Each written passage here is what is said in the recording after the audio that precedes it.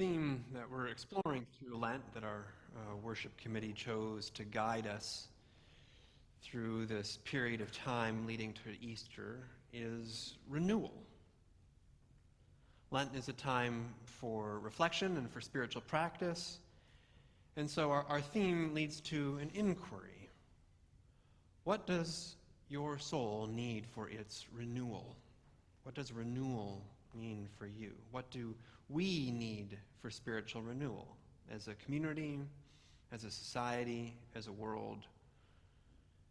And what practices can help us to exercise this renewal? This Sunday, I invite us to reflect on the practices of forgiveness.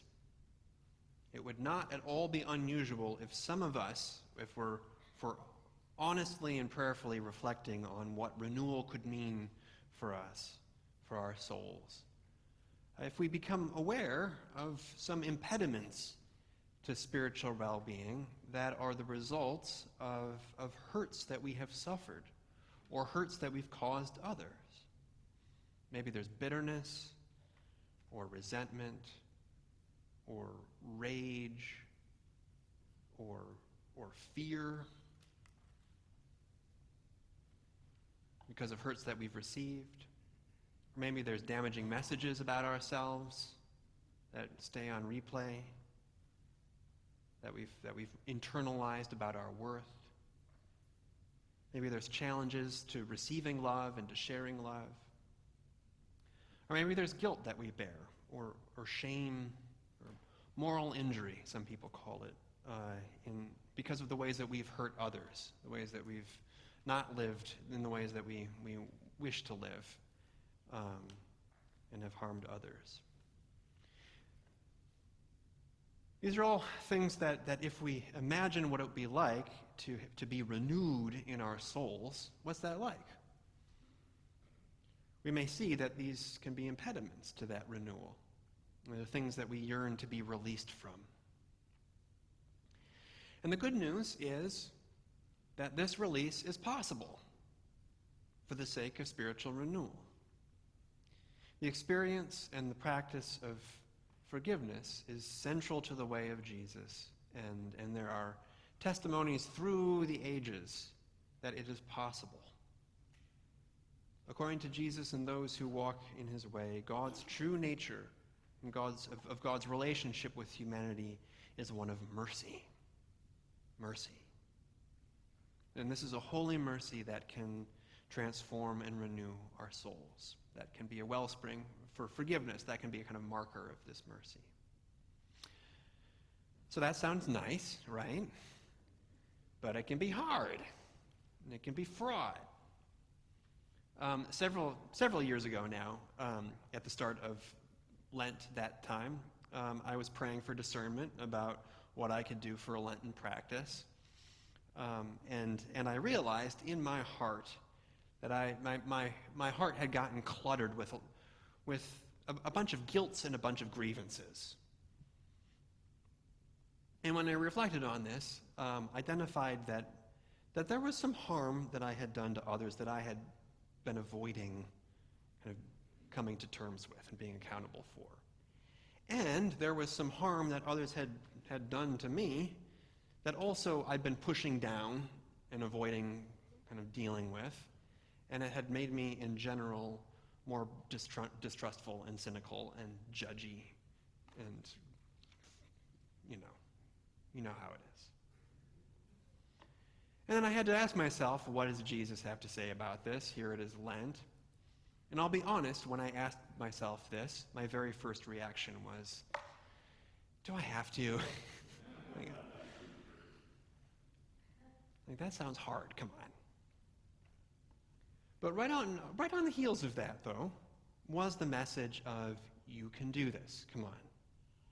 It may be hard, but you can do this, and everyone will be better off for it, and God will be with you. And plus, you're a pastor, so you got to do these things. You can't just tell other people to. Like, okay, fine. But how? Okay, forgiveness sounds nice. That sounds okay, yay. But really, how do you do it? especially when it's stuck in your craw, or worse. So a few months ago, through Advent and into the new year, a bunch of you had a discussion group working through a book called the Book of Forgiving, written by Archbishop Desmond Tutu and his daughter Mpo Tutu. And the subtitle of this book is The Fourfold Path of Healing Ourselves and Our World. And this, whether or not you were part of this group, I recommend that book. And it's easy to read, and it's small, and it is so sane and wise and just helpful as a guide to the challenges and the opportunities of forgiveness. Book of Forgiving. So one of the really important books one of the really important things that I appreciate that they did with this book is address the damaging ways that forgiveness is misunderstood and misused to diminish rather than address harm that's been done. Too often, forgiveness is used with quite a big double standard. I've just kind of noticed who gets told they need to be forgiving and who gets a pass on being full of wrath and anger and judgment. And too often this can then perpetuate abuse rather than liberate us from it. So the fourfold path of forgiveness that the Tutus recommend, which you see modeled in Jesus, takes great care to recognize the importance of recognizing the harm that's been done and the consequences of that harm, and to find meaningful accountability. This is about truth and reconciliation. This is coming from the truth and reconciliation process after the fall of apartheid not that long ago in South Africa. That also has been used in Ireland and other conflict zones. Truth and reconciliation. And in our story from today from the Gospel of Luke about Zacchaeus receiving this unexpected mercy of Jesus' loving attention and Jesus lovingly inviting himself over to his house. Will you have me over? Will you welcome me into your home? Zacchaeus receiving this mercy, despite being reviled for exploiting his people as a tax collector for the occupying Roman Empire. And this is before taxation. This is taxation without representation. I just have to note. Is the Roman Empire imposing at the point of a sword. And Zacchaeus was A-okay with getting rich off of that scheme and running a protection racket, basically. But when he received Jesus' loving attention, he immediately recognized the harm that he had done, and he sought to be accountable to it, literally, with his bank account accountable. And through this, he experienced tremendous freedom and renewal of life that comes when we let God's mercy transform us. This is a story about forgiveness, even though that word isn't mentioned.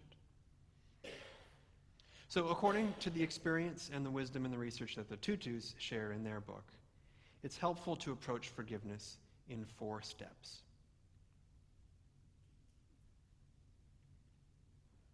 Step 1, telling the story. Step 2, naming the hurt. Step 3, granting forgiveness. And then step 4, renewing or releasing the relationship. So there's telling the story of what happened. There's naming the hurt within that experience. There's then granting forgiveness as part of the process, and it's always a process. And then renewing or releasing the relationship. And in a moment, I'd love to hear, especially from those of you who explored this book together. But for now, let me share a little bit more about the wisdom that the Tutus share. First, forgiveness is a process. And it's a process done from a place of safety. And I already shared the very first move, a wise move that they made, which is to acknowledge just how important it is to acknowledge the harm that's been done and to acknowledge the need for accountability. But to acknowledge that forgiveness is a process, is done out of a place of safety. The first 3 steps are to be done with the help of people that you trust. This is not to be done with the person that you have the harm between. Telling the story, naming the hurt, granting forgiveness, we need support from people who we trust, who help us to find comfort and strength and wisdom, especially calling on a higher power to help us through this and to be renewing our relationship with God throughout all of this. This process involves honoring and accepting our feelings, whatever they are, including anger and bitterness. Forgiveness is not something to be forced, but it's something that comes, sometimes of its own accord, through what helps to be an intentional and gradual process, through growth and care and connection. Forgiveness is a choice, they say. We grow through forgiving. Forgiving is how we move from victim to hero in our story. We know we are healing when we are able to tell a new story. So then when it comes to the stage of renewing or releasing the relationship, Desmond and Mpotutu advise, the preference is always to renew unless there is a question of safety, and that's important. Ask for what you need from the perpetrator in order to renew or release the relationship. An apology, an explanation, something tangible, or to never see that person again. Look at your part in the conflict, and if you are able to renew the relationship, it is stronger for what you have been through, but it is always different, and forgive is different from forget. By renewing and releasing a relationship, you free yourself from victimhood and trauma. So now when we are the ones who have perpetrated the harm, it's important that we go about things so as to not do further harm in how we re-engage with the person we hurt, or if we do at all. And within the 12-step recovery community, there's a lot of wisdom, kind of hard-won wisdom, about approaching accountability for harm that's done through the course of addiction. It's important to check our motivations and to be honest about how we're willing to be accountable for meaningful ways, and honest about kind of what are our intentions here. Forgiveness should never be demanded.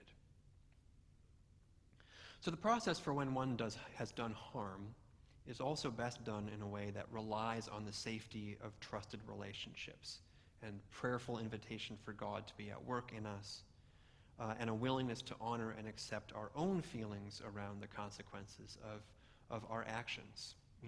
Feelings of guilt or shame or anger or what have you. And most importantly, it takes a willingness to bear witness to the other person, what they have been feeling, what they have been going through, the consequences for them. It's important that we honor where the person is in their own journey. They may not be in a place to forgive. And they may not be in a place where it's okay to be connected with us in any way. And it may be damaging to force anything based on our own neediness for absolution.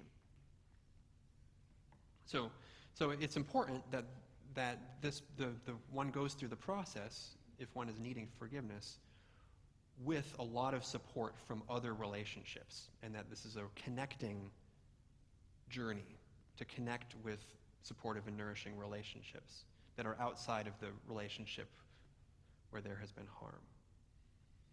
Because however it goes with that relationship, there will always be for us our own journey in being accountable in meaningful ways, our own journey of self-forgiveness, our own journey of helping ourselves to be a little bit more free from the cycles of harm that we have been participating in. and receiving in our own hearts the mercy and the unconditional love of God.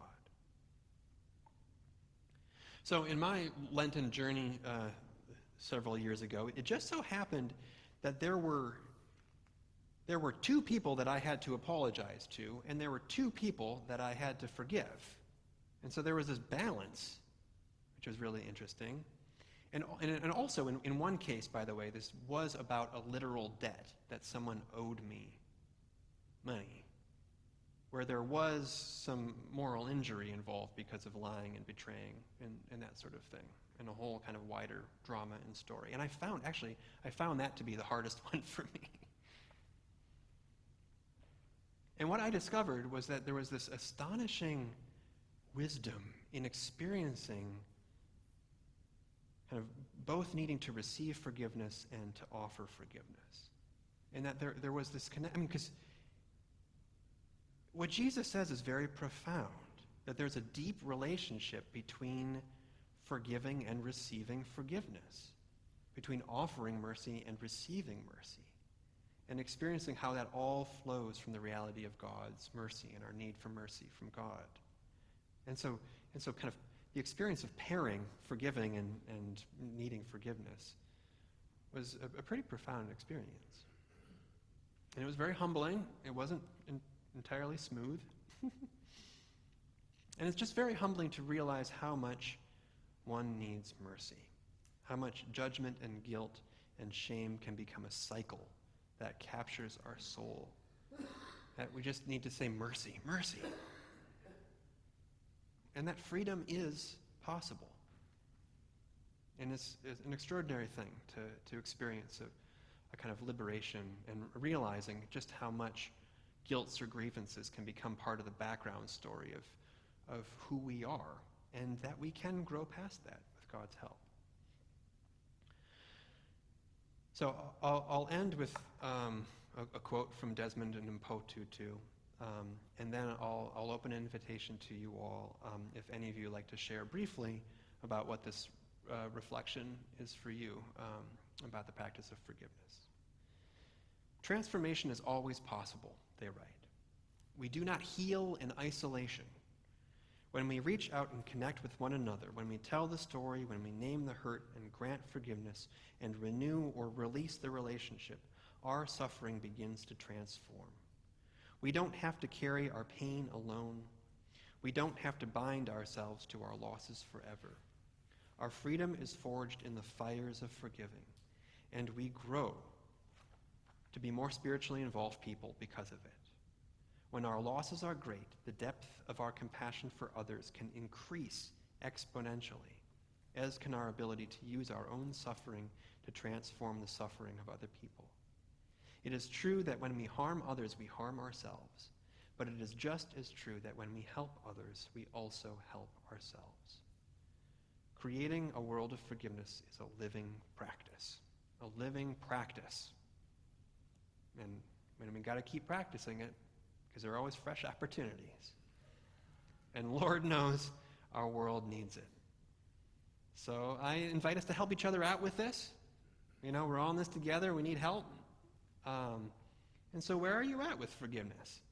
I want to just open the floor briefly for some, and especially those of you who shared in that book study, so that we can, know that we're all in this together and we can help each other out.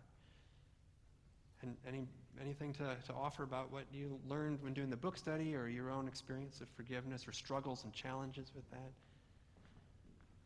I knew I could count on you, Kitty. Thank you. Thanks. I remember the first gathering we had with the book. We opened up with the Lord's Prayer, and we spent a little bit of time concentrating on the forgive my debts as I forgive my debtors, and took that not to necessarily mean money, but just, harms, whatever that was. And the other thing that, I think I got out of the group, where is the line in the sand where somebody has done something so bad to the world, to you, to your family, that forgiveness isn't on the table? Where's that line? Personally, for me, And then we started talking about that story about the Amish group who forgave pretty quickly. I think it was like less than 24 hours when the man went into the school and shot lots of kids in the Amish school, and even donated money and attended the funeral and donated money to his widow and his children. And there was an article, I think we brought it up in the group, an article about, somebody said, wow, that's amazing. How did you guys, as a community, go there? And the answer was, we're supposed to. That's our doctrine, that's our belief. And we all went there, and some of us might take a while to actually get there, but we went there. We did what we were told. Yeah. Thank you. Thanks, Kitty. And if I remember, they also shared that it was a process. Oh, Yep. Thank you, Kitty. Sandy. Hi, my name is Sandy. I'm a little newer to this group. I think for me, one of the biggest things was the freedom that's in forgiveness.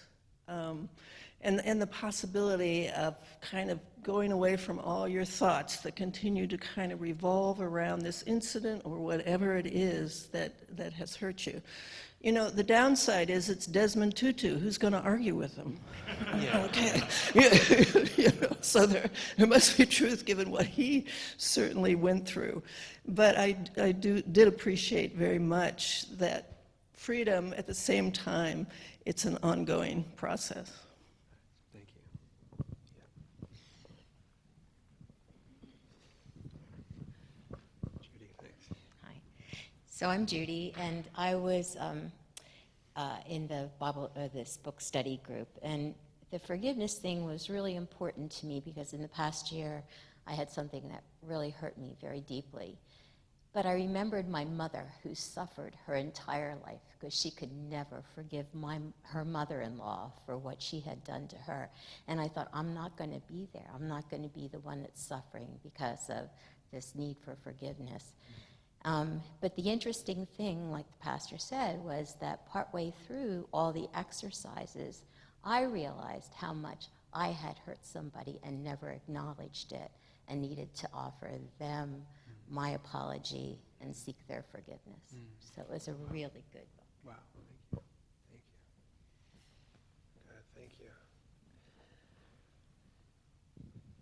Yeah. Thank you.